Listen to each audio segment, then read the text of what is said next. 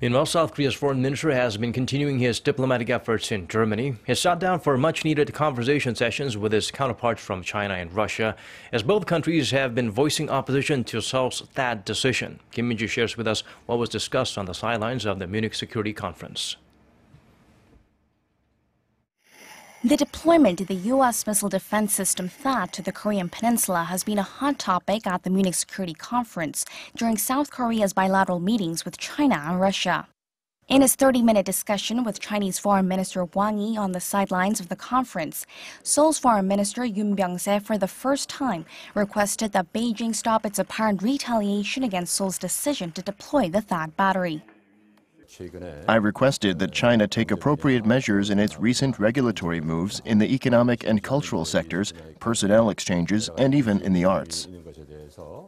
The Chinese foreign minister, however, reiterated Beijing's opposition to the missile defense system and reportedly urged Seoul not to hurry the deployment. His comments are seen to have taken into account a possible early presidential election in South Korea that could leave room for flexibility. Russia's Foreign Minister Sergei Lavrov also spoke against bringing the THAAD system to South Korea and deploying U.S. strategic assets in and around the Korean peninsula during the annual Seoul-Washington military exercises.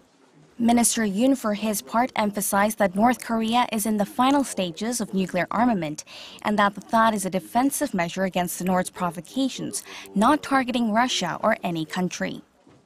The envoys from Seoul and Moscow, however, both expressed concerns over Pyongyang's violations of UN Security Council resolutions and agreed to strengthen strategic cooperation in responding to the North's nuclear threats.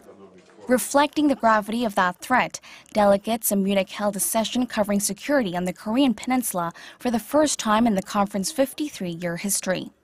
There, Minister Yoon emphasized that the North Korean nuclear issue is a ticking bomb and that it's time to take action. Minji, Arirang News.